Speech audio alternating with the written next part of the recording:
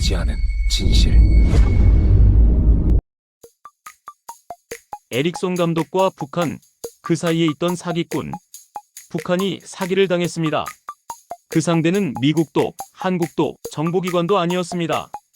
영국의 한 사기꾼이었습니다. 그는 말했습니다. 북한의 광물 자산을 전 세계에 팔 수 있다. 그 금액 2조 달러. 우리 돈 약 2,600조 원. 국가 하나를 사들이고도 남는 돈입니다. 북한은 왜 이 남자를 믿었을까요? 아니, 정말로 믿었던 걸까요? 그의 옆에는 세계적인 축구 감독이 있었고 그의 뒤에는 중동 왕실 자금이라는 이름이 있었습니다. 하지만 그 돈은 처음부터 존재하지 않았습니다. 오늘 이야기, 한 명의 사기꾼이 북한과 국제사회를 동시에 속인 실제 기록입니다. 이 이야기를 이해하려면 먼저 시대의 배경부터 봐야 합니다. 2008년 전 세계 금융시장이 한번 크게 흔들립니다. 글로벌 금융위기. 은행이 무너지고 기업이 쓰러지고 사람들은 돈을 믿지 않게 됩니다. 그런데 바로 그 시기, 전 세계의 시선이 영국 축구로 쏠립니다. 잉글랜드 프리미어리그, 그리고 맨체스터 시티 FC. 2008년 아랍에미리트의 부호 셰이크 만수르가 맨체스터 시티를 인수합니다. 중동의 석유 자금이 영국 축구로 본격적으로 유입된 순간이었습니다. 이때부터 하나의 공식이 만들어집니다.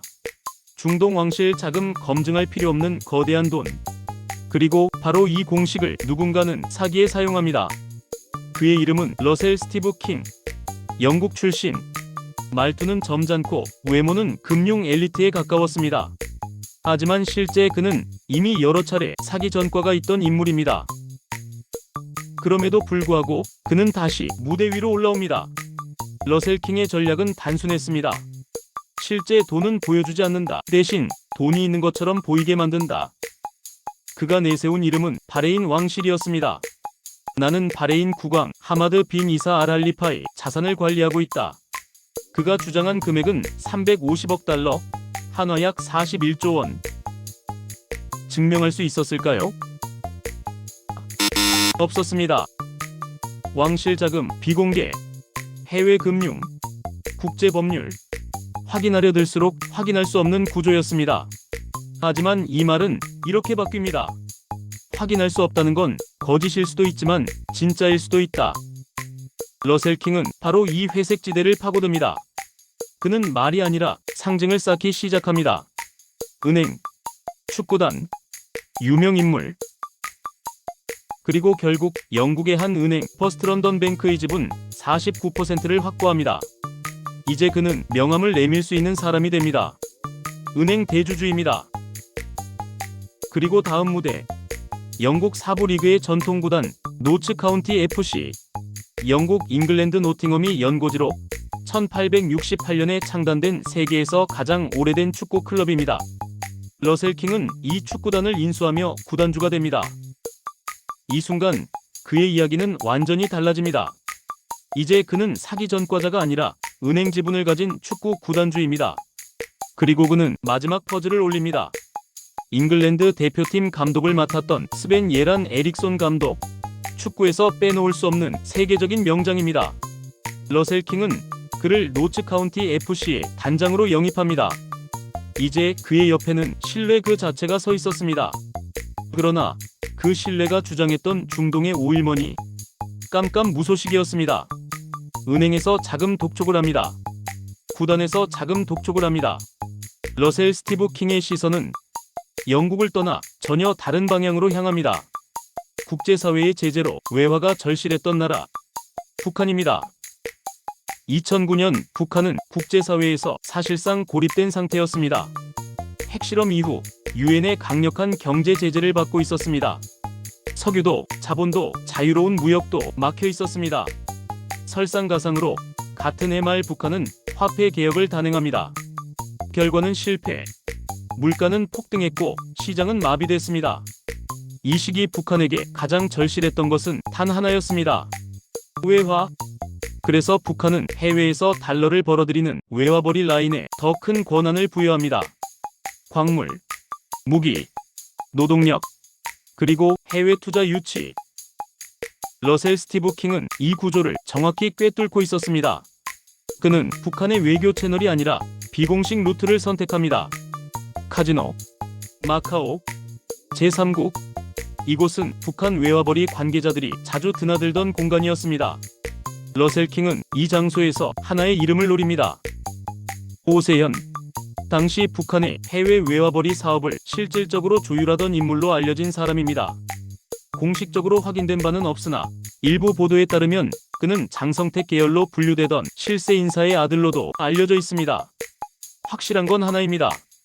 러셀 킹은 북한 내부의 돈을 움직일 수 있는 통로를 찾아냈다는 점입니다.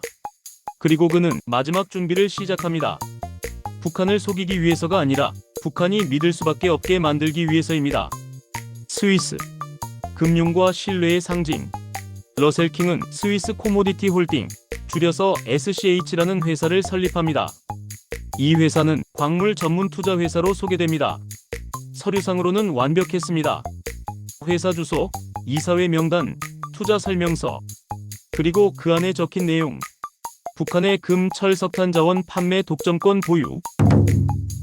이 문장은 그 자체로 강력한 미끼였습니다. 그럼 이 계약은 실제로 있었을까요? 일부 형식적인 합의 문서와 양해각서 수준의 서류는 존재했을 가능성이 있습니다. 하지만 국제적으로 효력이 있는 정식 계약이었는지는 끝내 확인되지 않았습니다. 그리고 마침내 러셀 킹은 북한으로 향합니다. 평양. 서양인 사업가. 그리고 그의 곁에 선 남자. 스벤 예란 에릭손. 이 장면은 너무 중요합니다. 북한 고위 관계자들 앞에 세계적인 명장 에릭손 감독이 함께 서 있다는 것. 당시 김정일은 축구를 좋아했답니다. 뇌졸중으로 쓰러져 회복 기간에도 축구 경기를 관람할 정도였답니다. 그런데 이런 상황에서 북한 축구 선수들이 일을 냅니다. 남아공 월드컵 본선 진출. 신처럼 받들어 충성하는 김정일은 한마디 합니다. 이번에 축구에서 좋은 성적을 거둬서 나라에 이바지하라. 그런데 중동의 오일머니를 앞세운 외국 인사가 유명한 에릭손 감독과 함께 평양을 방문한 겁니다. 이건 투자 설명이 아니라 신뢰의 연출이었습니다. 사진이 찍힙니다. 악수가 오갑니다. 회의가 열립니다. 러셀 킹은 고위층에게 자신의 광물회사 주식을 한 움큼씩 나눠줍니다. 이 순간부터 러셀 킹의 이야기는 주장이 아니라 사실처럼 보이기 시작합니다. 그는 말합니다. 우리는 이미 북한의 자원을 세계 시장에 팔 준비가 되어 있다. 하지만 정작 중요한 것은 그 다음이었습니다. 돈. 약속된 투자금은 단 한 번도 북한으로 들어오지 않습니다. 시간이 흐르고 연락은 뜸해지고 러셀 킹은 점점 모습을 감춥니다. 그리고 거의 동시에 영국에서도 문제가 터지기 시작합니다. 출발은 노츠 카운티 FC에서부터였습니다. 에릭손 단장이 구단을 찾았습니다. 운영자금 부족, 급여 체불 등으로 잡음이 많았기 때문입니다. 그의 눈에 들어온 독촉 영수증 한 장. 선수들이 마시는 우유값 체불 독촉장이었습니다. 그제서야 사람들은 깨닫기 시작합니다. 이 거대한 약속에는 처음부터 현금이 없었다는 사실을. 러셀 스티브 킹의 사기극은 지금 이 순간 정점에 도달합니다. 이 사건은 단순한 개인 사기가 아닙니다. 질문은 이것입니다. 어떻게 영국의 한 민간인이 세계 최악의 폐쇄 국가를 상대로 이런 일을 벌일 수 있었을까?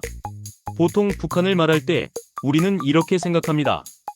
북한은 정보기관이 철저하다. 외국인을 쉽게 믿지 않는다. 하지만 이 사건은 정반대를 보여줍니다. 당시 북한은 외화가 절박했고 국제금융망 접근이 막혀 있었고 서방 금융 시스템에 대한 이해가 극히 제한적이었습니다. 러셀 스티브 킹은 정치적 접근이 아니라 기술과 돈이라는 가장 약한 고리를 노렸습니다. 북한 정보기관은 군사정치, 스파이에는 강했지만 금융, 국제송금, 서방 투자 구조에는 많이 취약했던 것 같습니다. 유럽 금융 네트워크라는 말 자체가 검증 불가능한 신화였습니다. 북한 입장에서 그는 의심해야 할 스파이가 아니라 쓸모있는 외국인이었습니다. 그리고 이 사기극을 키운 또 하나의 주체가 있습니다. 바로 언론입니다. 서방 언론은 이런 이야기를 좋아합니다. 북한 외국 자본 유치 시도, 북한 비밀리에 금융 개방 추진, 북한 내부의 변화 조짐. 러셀 스티브 킹은 언론이 원하는 서사를 정확히 알고 있었습니다. 언론은 그의 직함을 검증하지 않았고 북한과 거래한다는 말 자체를 특종으로 다뤘습니다. 결과적으로 그는 언론 보도로 신뢰를 획득, 그 신뢰로 다시 북한을 설득했습니다. 이것은 전형적인 권위의 자기증식 구조입니다. 언론이 믿으니 북한도 믿고 북한과 거래하니 언론은 더 믿었습니다. 이 사건의 진짜 본질은 한 사기꾼의 천재성에 있지 않습니다. 오히려 문제는 너무 닫힌 체제가 너무 열린 사기에 노출됐다는 점입니다. 모든 사기극에는 끝이 있습니다. 문제는 그 끝이 언제 오느냐입니다. 러셀 스티브 킹의 이야기도 결국 법정으로 향합니다. 러셀 킹의 계획은 어느 순간부터 삐걱거리기 시작합니다. 약속한 자금은 계속 지연됐고 설명은 점점 복잡해졌으며 그가 제시하던 국제금융 네트워크는 실체가 없는 그림자라는 의심이 커졌습니다. 북한만이 아니었습니다. 서방에서도 그의 행적을 추적하는 사람들이 생겨났습니다. 결국 러셀 스티브 킹은 영국 사법당국에 의해 체포됩니다. 그가 기소된 이유는 하나가 아니었습니다. 대규모 금융 사기, 허위 투자 유치, 자금 횡령, 신분 및 직함 사칭, 그의 화려한 명함, 북한과의 거래 이력, 국제금융 브로커라는 모든 포장은 법정에서 하나씩 벗겨졌습니다. 그리고 영국 법원은 그에게 실형을 선고합니다. 2019년 25억 원의 사기 및 절도, 횡령으로 6년형을 선고받았습니다. 그리고 같은 해 32만 유로, 우리 돈 약 5억 원을 반환하라는 명령도 받았는데 이를 지키지 못하면 형량은 늘어날 수 있었습니다. 그런데 실제로 그는 2021년에 형기를 마치고 출소한 것으로 기록되어 있습니다. 러셀 킹은 더 이상 북한과 거래한 남자가 아니라 기록으로 남은 사기범이 되었습니다. 이 사건의 가장 아이러니한 점은 이것입니다. 러셀 킹을 가장 크게 믿었던 국가는 그를 처벌할 수 없었고 그를 의심하기 시작한 국가가 결국 그를 감옥으로 보냈습니다. 북한은 침묵했고 사건은 조용히 사라졌습니다.